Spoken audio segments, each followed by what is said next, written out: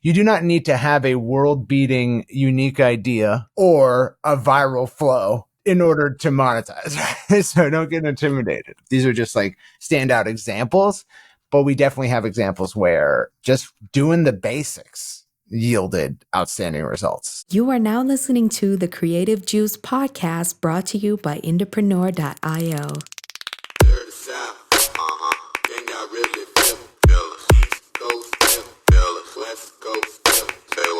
What's up, indies? Welcome back to Creative Juice. This is a podcast where we cover growing and monetizing a fan base and building a music career with marketing strategies that are working right now based on things that we see every single week inside of our music marketing agency and across our community of thousands of artists and bands. I'm your host, Jack McCarthy. With me, as always, today is Circa. Cirque, what's up, dude? Not a whole lot, dude. Just out here talking to large language models. Am I right? Dude, so much of what we do these days for work here at Entrepreneur is involved with talking to large language models. I feel you. I really do. It's a lot of that. Yeah. I mean, I feel like for the last year and a half, besides my wife and daughter, the person I talk to most is a large language model. Chad Jippity. Jip. Well, I feel you on that for sure. I'm excited about today's episode. We're going to take a bit of a cue from last week where we talked about offers. If you remember, and if you listened to last week's episode, and if you haven't, we'll leave a link to it in the show notes.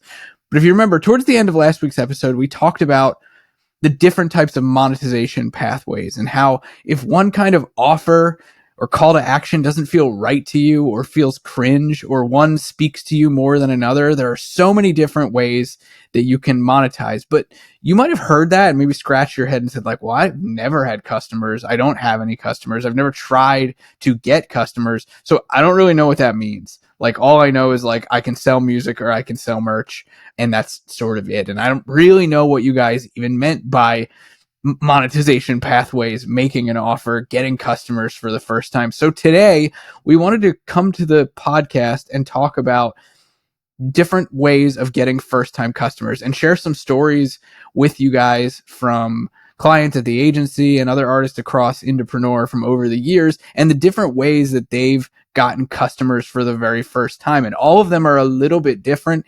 And the purpose of sharing these stories is to give you a bit of inspiration of ways that you could get customers for the very first time and turn your fans into customers. Yeah. It's also like over the last, like I would say like 10 episodes, it's become apparent that like when we can get a good narrative example going, it really brings out the good stuff. So I'm excited to kind of review these. Yeah, for sure. And some of these stories are really cool because like I think we'll be digging up customer creation stories from artists and bands that have happened over many years now. Some are more recent than others. So it's cool. It kind of shows that these strategies, these customer getting mechanisms and processes can really span the test of time and that offers can work and be plugged into different platforms, different genres, different types of strategies, different social media tools, all that stuff. So I'm really excited to dive into this. Yeah. So I want to kick off with the obvious that one of the primary ways that a lot of artists get customers for the very first time is running a launch. Really is like running a launch. And that can mean a launch can take so many different forms. It could look like an album launch funnel, which is a strategy that we teach here at Entrepreneur. But it can also look like a traditional launch that you might see, any artist in your town or city do, where they're just getting ready to release a record and they put it out there to the fans that they've started to build up over time, and some people buy. It can be complex, it can be really simple, it can be small, or it can be larger depending on your audience size. But a lot of customer creation, especially for the very first time as you're growing as an artist, starts with a launch. But that's not the only place that it starts. And it's oftentimes not the place where the vast majority of customer creation even happens during a launch cycle. And this first artist that I'm going to talk about is, I think, a really good example of this. There was an artist that we worked with back in 2018. He was a singer-songwriter type artist, actually from Australia. And he had run a launch for a record that he was releasing, and he had run a fairly detailed album launch funnel structured very similar to what we teach here at Indepreneur. He was an IndieX client at the agency, actually one of the very first clients that I worked with at IndieX. Really great guy. And he ran a launch and it went pretty well. He got some customers from it. More notably, though, he got a lot of fans paying attention to him for the first time. And what happened from there was he got some customers from this launch of his record, people buying his music. But what was really interesting and what was kind of like the swelling of customer creation for him was on the back of that launch, he created customers by selling house concerts. He decided, I want a tour, and he built a tour around his fans and essentially offering them slots on his tour. And this actually generated him way more revenue and way more customers than his initial launch of his record, which was cool. It was a customer acquisition strategy that worked really well for him for a time. And I wanted to bring this specific story up first because is a bit of a counter narrative to like a launch being the only way to create customers, because he created some customers from his launch, but what he really saw started to take off and be exciting for him and get his fans excited about was when he was offering these slots on his house concert tour. And that was his first step into customer creation, which is a little bit different than what you might expect. Yeah, it's also like for us, it's a crowd favorite, right? Because sort of like we were in the middle of this account. And, you know, what we really hope to see from all of our indies, whether we're working with them at the agency level or it's do it yourself and they're consuming our training, is that they get activated. They get a certain like energy where they want to abstract over the space of potential marketing ideas, right? They don't want to just follow the playbook. They want to explore the edges of the playbook, the space from which the playbook is even generated, right? Right. They want to see, what can I do that you guys might not have thought of yet? Or how can I augment this? Or how can I take the first principles that you guys are laying down and come up with my own ideas? And that was definitely an example where we were like, demoing sort of, I think we were demoing one day and he just laid out like this funnel he had constructed and it was like, whoa, like this is really cool. This is like if one of our team members brought this to us, we'd be like, this is sick. And really, if you're out there listening to this, you're part of our community. Like that's what we want to see, is we want to see like fellow practitioners get created where they are exploring that space with us. And that obviously won't happen at first when you're just learning the ropes, but you know, very quickly, this particular case, this indie, it didn't take long for them to start coloring outside the lines and seeing what they can come up with. For sure, yeah. And what's cool about this is like, to take this a step further, is this kind of approach to customer creation really isn't all that different from what you see from a lot of artists who use live shows as a catalyst for generating customers from their fan base. La Russell is a good example. I know we talked to Andy Hunter about As December Falls not too long ago about their viral stuff, but we've talked to him plenty of times about how a lot of their first time customer creation was related around live show marketing. So this was just a different angle of live show marketing for customer creation. But in all of those cases, it's doing something coloring outside the box. You know, La Russell is a really good example with what he did with his kind of pay what you want or bid for a ticket strategy for getting customers. That was where all of his customers came from initially. Yeah, it's a very cool method.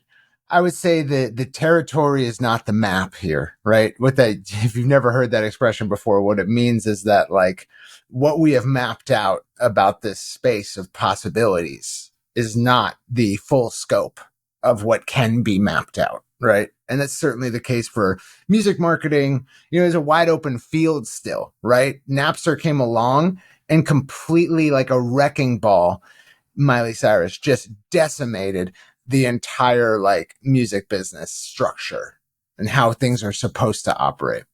And what we're left with is this creative chaos space where you can construct all different sorts of approaches to solving these challenges. And definitely is a case where that was done. And it's usually like where all the best new stuff and ideas come from, right? Yeah. Well said. Well, speaking of creativity, the next kind of customer creation story that I was thinking of as we were kicking around this episode's topic was a story about a band who they had gone viral. And virality is like, your creativity unleashed on the world. In a lot of ways, that's where I think you get a lot of a dopamine hit around like, holy shit, the thing that I created is now being so widely shared and I'm getting tons of attention about it and people are really loving it and it feels great. Now, how do I capitalize on that? This was an example of an artist who did just that. They were going viral. And one of the first plays that they pulled on were a free plus shipping and handling strategy for the record that the song that they were going viral was on. And what worked out really well for them with that was they went super viral, millions of views across socials. This was back in 2019, actually. And they went super viral. And I've seen this kind of thing happen time and time again. So it's definitely not limited to this artist. But what they did was they tapped into free plus shipping and handling and started running ads to their warm audience, and which was huge at this point because they had tons of fans come in from these videos that were going viral. And they ran free plus shipping and handling and started creating customers at a very profitable clip. And what was interesting about this is they ran that warm retargeting campaign for a very long time, years of running that warm retargeting campaign for customer creation. And they saw it as a profitable way of taking these fans who had come into their world organically through virality at a certain point in time to continue to show them content and get them buying from them for the first time. And it worked really well. So that kind of strategy, whether it's free plus shipping and handling that you plug in or something else, if you've got a warm audience, you can retarget them, especially if they're big and if they've come in off of like a viral moment.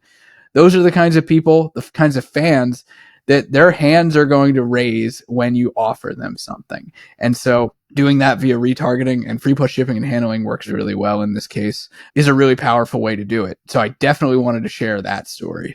Yeah, it's a common case that we deal with, right? Where we're sort of monetizing a good flow, so to speak. Obviously, it's not the only case we deal with, though. And I would hate to sort of let this example corrupt your sort of motivation if you're listening to this, where it's like, yes, we were channeling. You do not need to have a world-beating unique idea or a viral flow in order to monetize. Right? So don't get intimidated. These are just like standout examples, but we definitely have examples where just doing the basics yielded outstanding results. So yeah, 100%. Well, here's a good example of that. This one was interesting. We worked with an artist back around 2020, 2021, and they were actually, had a healthy sized fan base and wanted to really start maximizing the direct to fan e-commerce side of things because a lot of their revenue came from streaming and YouTube royalties. And so we brainstormed some ways to start doing this. And they had a merch store with, products online, t-shirts, things like that. But there really wasn't a whole lot of traffic to it. And so what we ended up doing was he actually ended up offering a free product with the purchase of any shirt. And what we started doing was we started advertising on a regular basis different pieces of merch, and all of them came with this free product.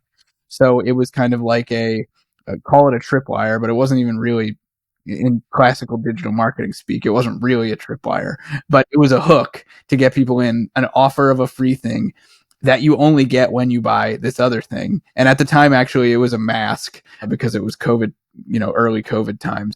And so his fans were really excited about that. They wanted it. They wanted the mask with these logos and sayings on them. And a lot of people flooded to his store after the fact. And that worked really well and is a great strategy, just doing tried and true, offers to get your fans to buy stuff. Sometimes you need to get a little bit creative on that front with how you can make something that might be rote or routine or maybe a little boring. Like fans weren't running to his store to buy merch. So we had to do something a little outside the box to get their attention. And this worked really well to do it. yeah. And again, an example where this person was kind of already famous, but there's all too many. I mean, there's more examples where great results have been achieved without someone being already famous. It is important to know that these approaches are sort of like a skeleton key to unlocking monetization, right? Where it's like, yeah, like we can put in place some systems that will automatically build up your sales performance as you succeed in other forms of promotion. As you gain more visibility through other means, having the right systems in place should build you up iteratively. But if you've already achieved those other systems for getting attention really well, the same principle applies. We can literally unleash the floodgates by just implementing those systems ad hoc, right? Or post hoc. Yeah, it's true. And I mean, this is a good example of, yes, that artist was fairly famous already, but the simple offer that was put together was nothing like Herculean in nature, right? It wasn't famous people stuff. It was just simple and enough to move the needle that his fans were excited about it. Yeah. And I think that's worth mentioning because it applies to artists at all stages. Yeah. All audience sizes. If you can make an offer that your fans dig and that gets them off the fence, that's enough to start creating customers for the very first time. And that's exactly what was happening here. Yeah. It's also encouraging, right? Because it just goes to show you, like, yeah, even in a system that has no preponderance of how to sell, since zero preponderance of monetization through direct means, like, it's not as if you become behind, so to speak. No, definitely not. And it's also an interesting case here.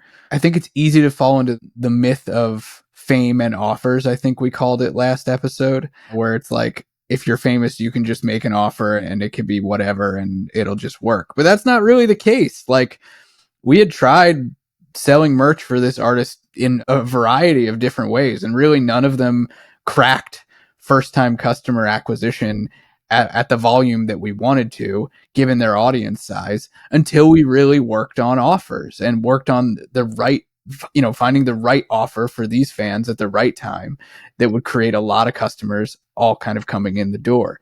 And that's true of an artist that has millions of fans. That's true of an artist that has tens of thousands of fans. And that's true of an artist that has a few thousand fans.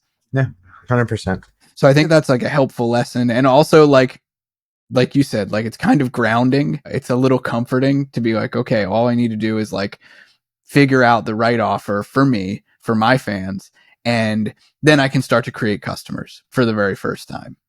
And that's kind of what the whole purpose of this episode was about. That's kind of the whole kit and caboodle. Yeah, that's it. Now, this is an interesting one. The last one that I wanted to touch on here, and we've definitely talked about this on the podcast before, but if you're an artist that likes to spend time with your fans online, if you do a lot of live streaming or share stories on Instagram or YouTube or wherever, and you're hanging out with your fans and you're interacting with them and engaging with their comments and their messages and stuff like this could be an interesting one for you. We have a client at the agency who, for many, many years now, generates a lot of first-time customers over live streams, where he's live streaming with them. They're hanging out, playing music, they're listening, they're engaging, they're commenting. And the big pitch for the offer that he's making is just, if you like what we're doing here and you want more of it, join my membership. At one point it was a Patreon. Now it's a custom membership that he's built, but it's join my membership. And we do more of this on a regular basis. And there's tons of exclusive content and other things that's been built into his membership. But the real strongest idea behind this first time customer creation path is, I hang out with you here for free. You like it.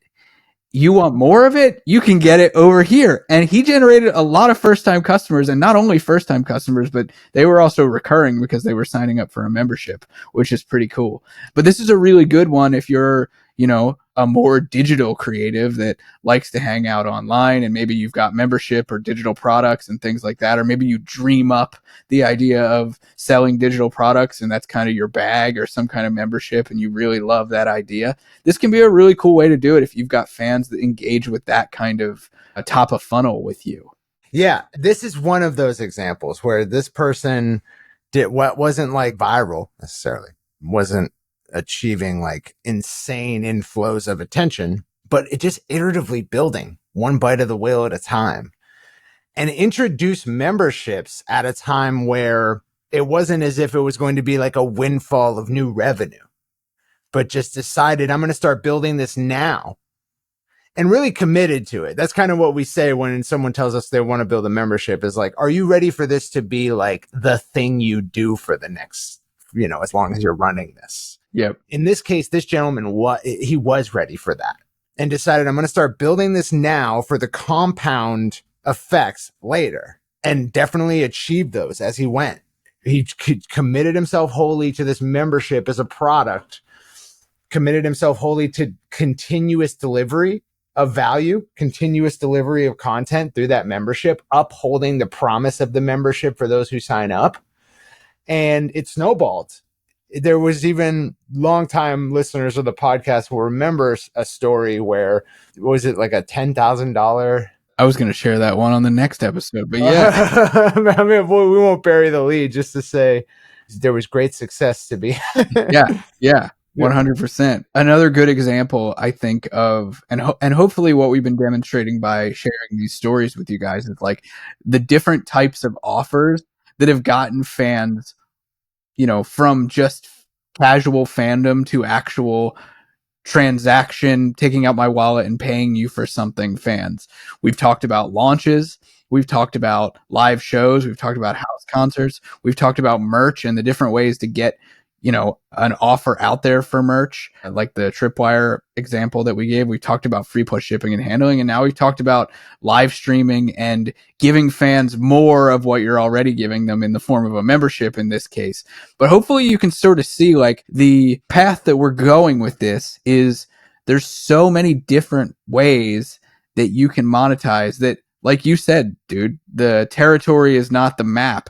It really does. It requires thinking outside the box, especially when I think there's so much resistance or hesitancy, what I'll call norms. It's like, well, I don't want to just sell merch, or I don't want to sell t-shirts with my name and face on it. Well, you don't have to. And in fact, you shouldn't. Like, the paths are many. You just have to find the right one for you. And really, like when we talked about that last week, as we were talking about calls to action, I felt really inspired to share some of these stories because they demonstrate really well, just in a few instances here, what can be accomplished when you kind of put your thinking cap on and you think about like, how do I want to get customers for the very first time? Because if you can do that and you can build something that gets people in the door and gets them in the door consistently, that you can have as a repeatable process, then you have a customer acquisition system, a first-time customer creation machine. The 502s were another really great example of this, going back to the idea of launches. They had built over many years a couple different launches that just ended up being evergreen sort of assets that lived like across their online presence, that as fans would find out about them, they would inevitably find their way into this net that eventually turned, some percentage of them into customers, which is amazing. That's exactly what you want. You've got systems then. Yep, we're racking up cases. That's another instance where this group started out with no fan base and no sales systems. And we literally watched them build up from zero, right? And it took maybe 3-4 years to get to a point where, sort of all the wildest dreams were coming true. But when the sort of attention tsunami came, I think the thing that we would hope is noteworthy is that they had the systems in place to catch that attention. There are tons of people who go viral, tons of people on TikTok every day popping off for their 15 minutes of fame. They largely fail, almost entirely and wholly fail to capture that attention in the form of sales, fan data, all of it. It just sort of whizzes by like a supercar, right? It's just like really cool for a second, but ultimately you're left with no trace, no recoverable value from it having happened at all. In this case, they had wide nets. So it was like, doesn't matter where you found out about them, you were only one action step away from being customer data for them or fan data for them, or they can follow up with you one-to-one. Right? You signed up for something. You gave them your email. You visited their website. Now you're being retargeted. You went to their Instagram profile, their TikTok profile, and you clicked their link in bio. And now you are on a funnel enabled, like attention directing path that they have intentionally set up perhaps years before you ended up there. And it's just, it is the success story of building these systems. Is like, look, we can't tell you when you're going to go viral or if you're going to go viral, but if that happens, this is what you want in place anyway. For sure. Yeah. Yeah. And all of these things, all of these stories, you could superimpose any of these cases over virality and they would work. In some cases, they did. They were the starting point. Yeah. So I hope you guys take these first-time customer creation stories, and if you're not generating customers from your fan base, start to think about ways that you could, or ways that you would want to, what you might want to offer, and how you might get people into that funnel to going from fan to customer for the very first time. And next week, we're going to talk more about customers and how once you've got them, how you keep them and how you keep them buying again. So I'm very excited about it. We'll keep the stories going, and we'll see you guys next time on Creative Juice. Peace out.